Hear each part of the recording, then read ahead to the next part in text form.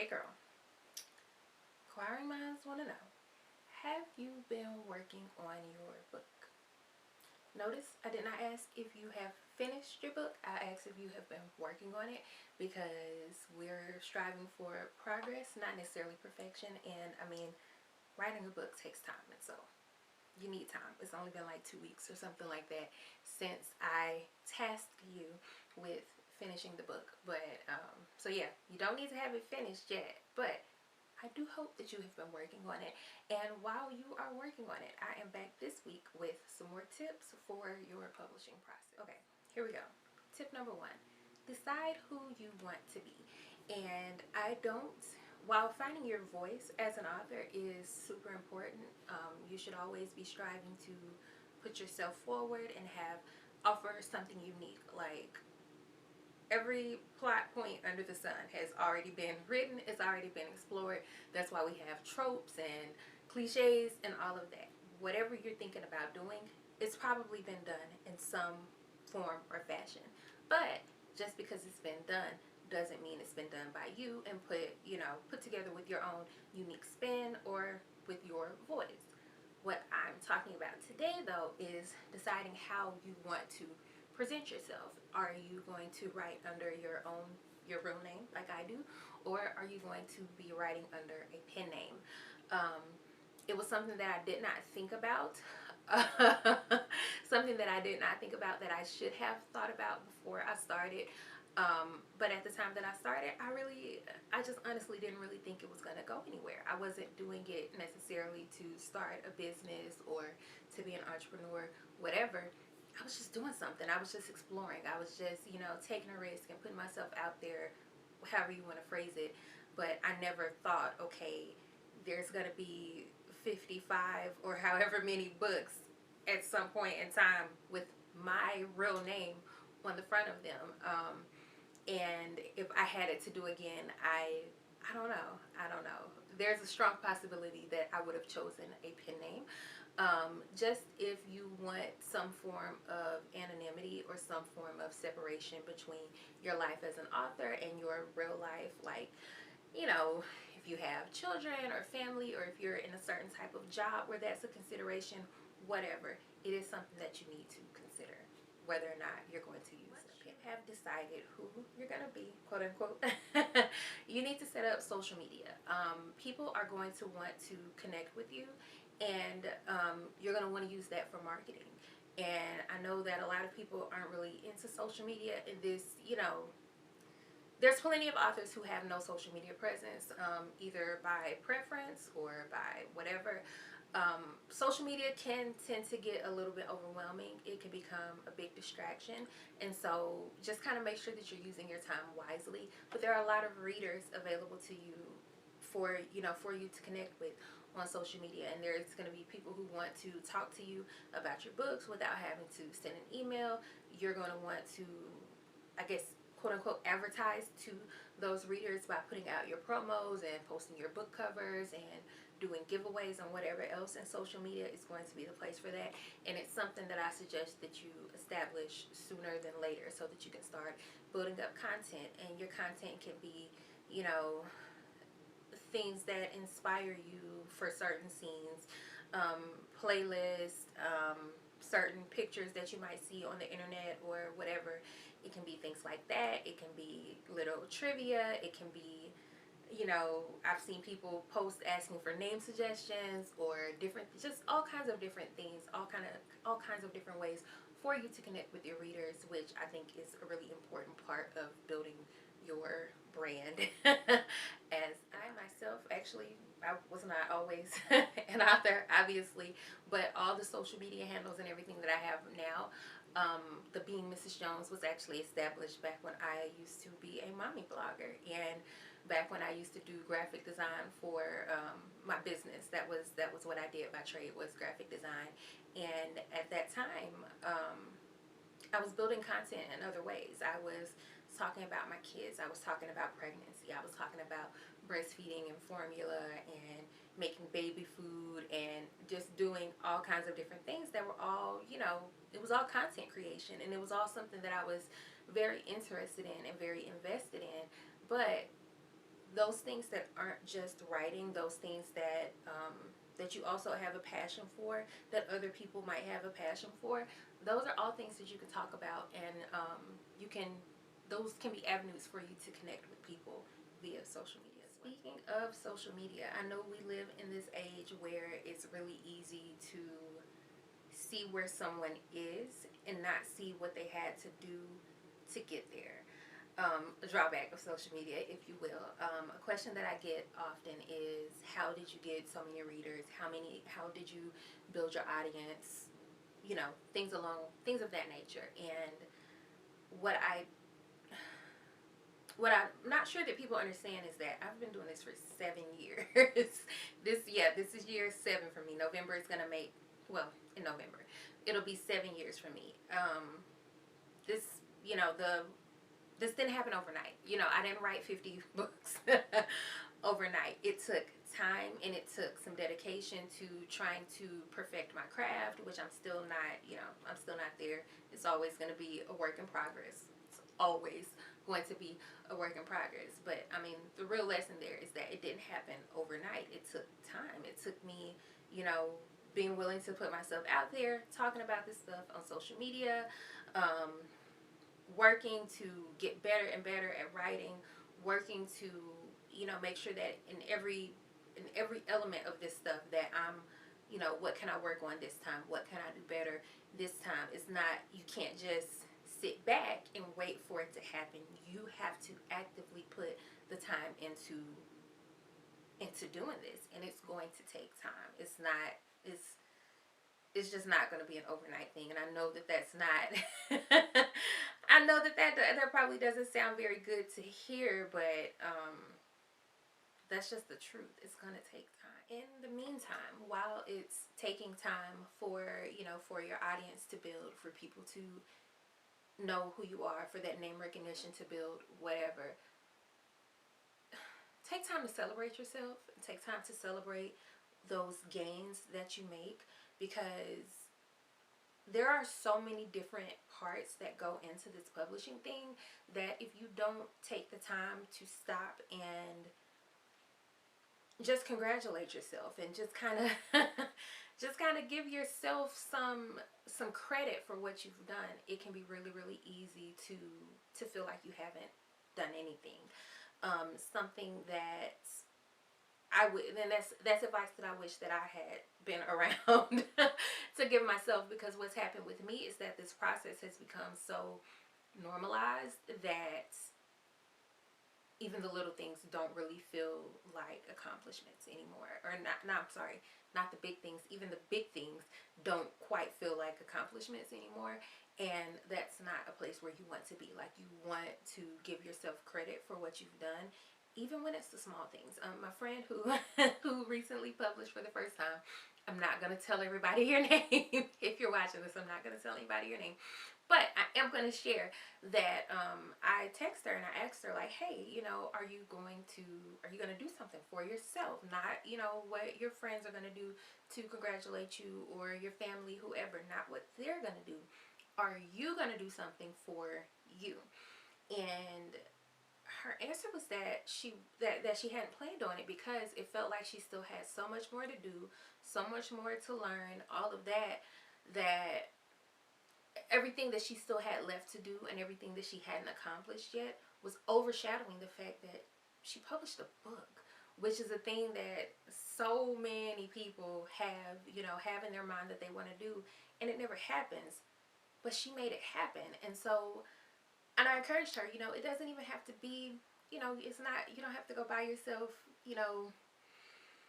I don't know, Gucci, whatever. Like, it doesn't have to be that. It can be, treating yourself to Starbucks, or having a cupcake, or, I don't know, getting new yoga pants, or whatever it is. Something that gives you joy. Something to just showing yourself that appreciation for the fact that you said that you were going to do something, and you stuck with it, and you saw it through to the end. And I can't say enough, like, how big that is. Being able to be like your own fan, priceless in trying to do this. Absolutely priceless. Now, with that said, you get no cookies if you are just throwing something out there. And I mean, I really hesitate to get into this because I don't want to be discouraging, and I also don't want to encourage this idea of it having to be perfect in order to, in order to be put forward, because I don't believe in that and I don't agree with that. But you should always be willing to invest something more into your craft. I don't care what level you're on. Even me, 50 whatever books in, I'm always looking for, okay, how can I improve this part or that part? There's always something that I'm looking at that I can get better at, because I'm not there. I'm not there yet. I'm far from there. And so there's always something that I can be doing to improve. And you should also always be doing something to improve. Even if that's figuring out like certain self-editing practices before it goes to an editor, which I do recommend. I do recommend professional editing, but that's another part of this investing piece. I fully understand that professional editing can absolutely be, there's a cost involved with it. They're not gonna, no professional editor is going to edit your work for fun. Like, there is absolutely a trade-off. Maybe you have a strength somewhere else, and that editor maybe might be willing to barter with you, but that is not, I wouldn't offer that to an editor unless you really have something of value to offer. And it can't, and even that can't be halfway done. Like, you have to be willing to put something into this. It's either going to be your time, or it's going to be your money, or your effort, or all three. Like, you have to be willing to put some work in. With that said, again, going back to the editing thing, it's not always feasible, especially for a first project. You haven't earned anything from this yet. You're venturing out, and editing can be expensive. I would highly recommend, there are plenty of self-editing articles available for indie publishers. I recommend going through all of those. Absolutely doing Microsoft Words there, or whoever, Microsoft Word, I think Google Docs has one, going through their review process. Absolutely getting other people's eyes on it, people who, you got a cousin or something that's got an English degree who can look at this for you or something. And that is not an ideal like, that's not ideal, but it's better than nothing until you get to a place where you can hire professional editing, which, again, I absolutely recommend. And the reason that I'm recommending that is because when I published my first book, I got ripped up from the editing, or because of the editing. I absolutely got ripped up, and they weren't lying on me. They were not lying on me. Is the editing better now? Absolutely, because you're not gonna accuse me of the same thing twice, honey. That's not what you're gonna do. Once I see it, okay, you get that one time, and now we're gonna fix it. But yeah, this is something that I know from experience. I got ripped up for it. It didn't make the book any less good, and a lot of people said that. This book is great, but this editing is terrible. And they weren't lying on me. But it's all about what you're willing to invest in it. I went back, and I went back through it, and then I went back, and I sent it to a professional editor, and I had them go back through it. And so now the editing in it is fine. I mean, y'all know I hate on love and everything, so I'm not going to get into that.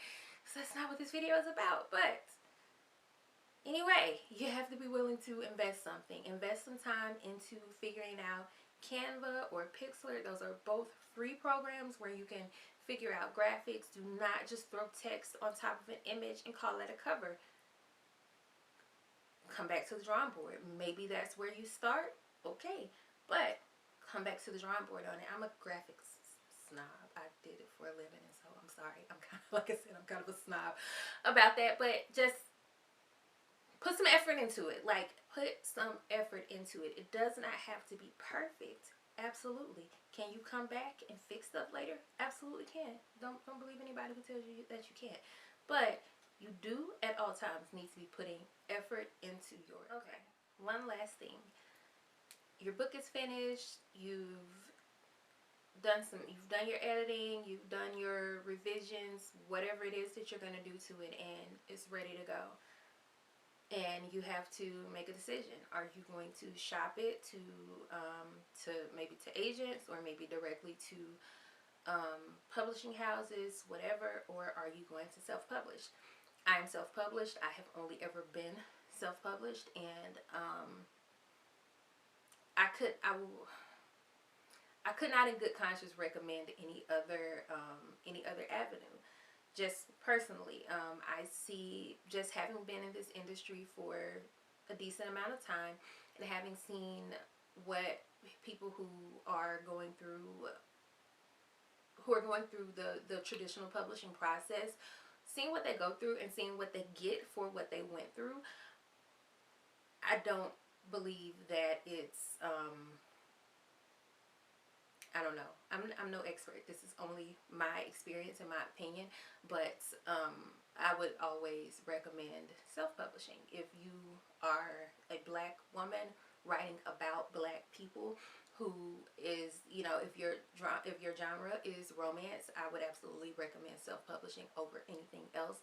Um, and you're in a better position now. You're in a better position than I was when I started. I feel like when I started, and the people who started with me or started kind of around the same time as I did, we had kind of a hard fight to get respect as, as indies, to get respect, to get readers, to get eyes on our work. Like, we really kind of got our backs kicked in the beginning, and now we're kind of reaping the benefits of that now. But at the time, no ma'am, nobody was checking for us. But now the climate is different. It's a completely different landscape now, and you are in a place where now the world is wide open for you. This industry is wide open for you, and you have the opportunity to, the money is directly yours, the control is yours, the look of everything is yours, the control over the story is yours, the control over your plot, what you want to say, all of that is yours. Now, the drawback to all of that is that all the work is yours.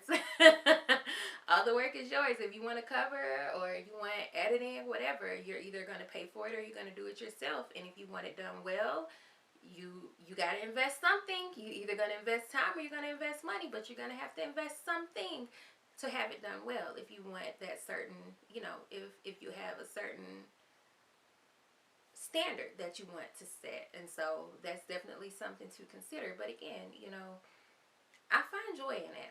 As much as I might, stress and complain and all of that, I really find joy in it, and I think you could too.